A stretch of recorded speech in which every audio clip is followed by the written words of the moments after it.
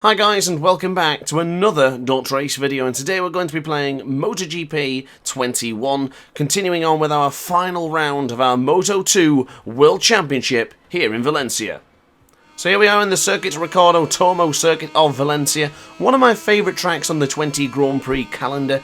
Big fan of the circuit, and I usually go well here, and to be honest with you, I don't doubt that we'll do well here today as well. But of course, the World Championship has been decided, and you are looking at the victor, Matt Grant, Dr. Ace, the Moto 2 World Champion. Back-to-back champions in the sense of Moto 3 and Moto 2. But claiming the Moto 2 Championship in Sepang last time out was absolutely huge because, well, it's not gone down to the final wire. I did expect Remy Gardner to be pushing us right to the death here in Valencia, but unfortunately for him, it just didn't quite materialise. Great season, great championship so far, but unfortunately it has been decided somewhat prematurely for my liking. But we will try and get our best position possible here today. I do believe a pole position or round about the front row is exactly where we're going to be aiming for. But honestly, this is all material now, so any result really is just going to be icing on the top of this proverbial and metaphorical cake that Dr. Ace is chewing on right now. And of course, the completion of Moto 2 can only mean one thing, and yes, we are moving up to MotoGP. Now, I haven't announced which team I'm going to be with, so let me know in the comment section down below who you think we're going to be with. We'll hopefully reveal it on Wednesday with a nice brand new video right there in Qatar. However, I'm not sure just yet as we go across the line and finish in second place so far, down by 64 thousandth of a second.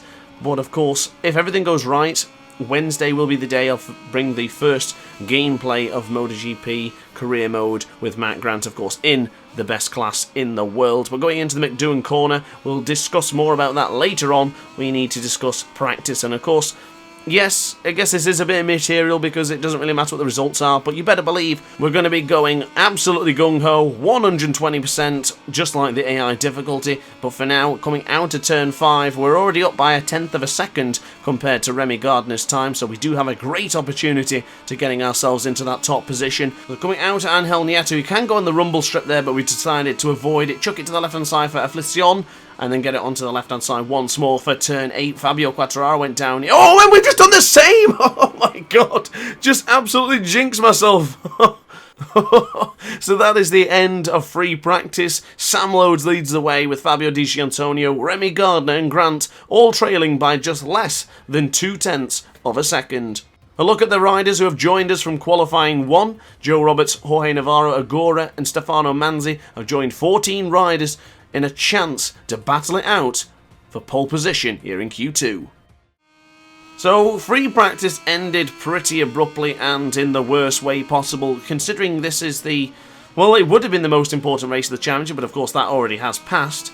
This is a crucial moment for us to make sure we finish in a good position to end the season on a high. But going into the left-hand side for McDowan, turn 2, we'll get onto the left-hand side once again for the third turn, and then for the fourth turn, the Nico Tirol corner. Do like this entry going into here. The battle between Jack Miller and Franco Morbidelli last season was absolutely terrific, especially going into those couple of corners from McDowan to Nico Tirol corner. Two brilliant battles just going off all the way through. Now Angel Nieto, nice good entry out of there as we go underneath the Tissot side, back onto the left hand side for Afliccion. And we'll hold it once more for turn 8, nice and tight to the apex. Make sure we don't tuck the front there. Once again, just as I mentioned, Fabio Quartararo going down. Another Petronas rider went down, and that was Matt Grant. Onto the right hand side for turn 10 and turn 11. You can hold it in quite smoothly here. Power setting 3 still enabled and coming out a little bit on the rumble strip there, but we are up by 0.2 of a second. This could be the one to put us into pole position, or at least provisional pole for this very moment in time. Onto the left hand side for turn 13 we go, holding it in quite nice. Now excuse any background noise you might have heard there because my phone just went off. It was the Crash Bandicoot theme if you were wondering. But coming out of the Adrian Campos corner, full acceleration now, and across the line we will go. Will this put us top? It does indeed. Grant goes top with a 1:35.336. Ending on a high is exactly what we're trying to do right now, but keep an eye out on the bottom left-hand corner of your screen there. Marco Bezzecchi in 8th position is the fastest man in the first sector. However, I've just skimmed over Joe Roberts and Stefano Manzi, who each of the 3 riders have now gone fastest into the first sector. But onto the right-hand side we go for the Nico Tirol corner. We're already up once again, and we will continue to push this benchmark a little bit further and further beyond than what the rest of the guys can contend with.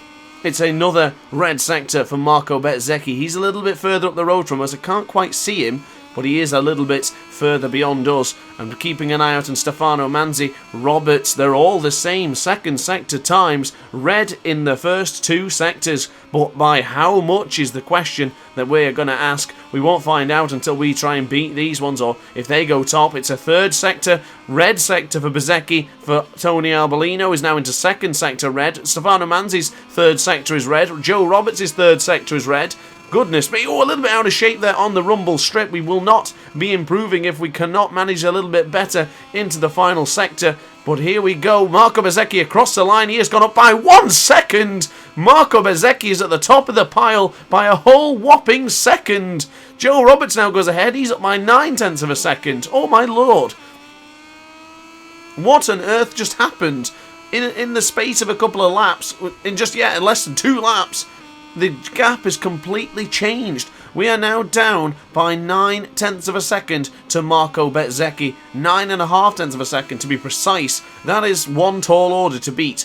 Tony Arbolino now puts himself up into the 2nd position. It's an Italian 1-2 up there. Bezzecchi, Arbolino, and then Joe Roberts, the American, in 3rd position.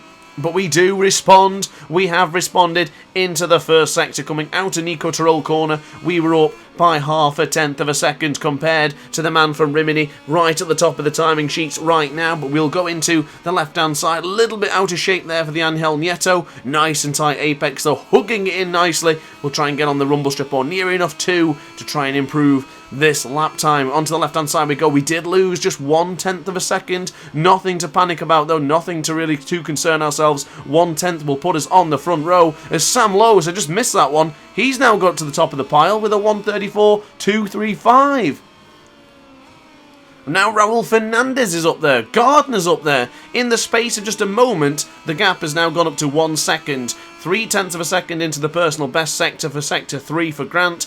The Champi Harras corner, oh my goodness, we are down to 17th position, so we really need to make sure this works going into the Adrian Campos corner. Turn 14, here it is on the left-hand side.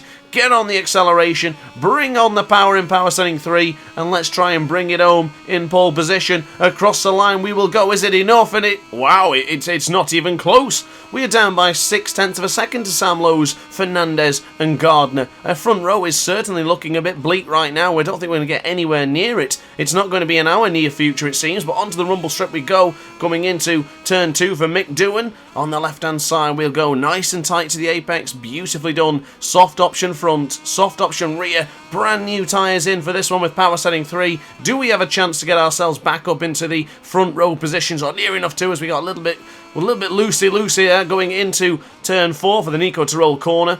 But onto the right-hand side we go now for turn 5. Can we get ourselves back up into a decent qualifying position? The bike was almost sideways there, or practically sideways. Brilliantly done there from the man from Warrington, but our last qualifying session has to be a good one, surely, as we're now going to the left-hand side for Affliction. A little bit out of shape there, going into turn 8. But no, we took the front once again. Can you believe it? Ladies and gentlemen, it's over. Guys, Raul Fernandez takes pole position from Remy Gardner and Sam Lowe's, but the big story is that the world champion, the newly crowned Moto2 world champion, will start from as far back as 18th place on the grid. Difficult situation now for Grant, but I guess the only thing we could say is that thank goodness the World Championship has already been decided. But guys, upon that note, thank you very much for watching the video as always. Like, comment and subscribe if you enjoyed, and I'll see you tonight for 8 PM for the Grand Prix. Ciao for now.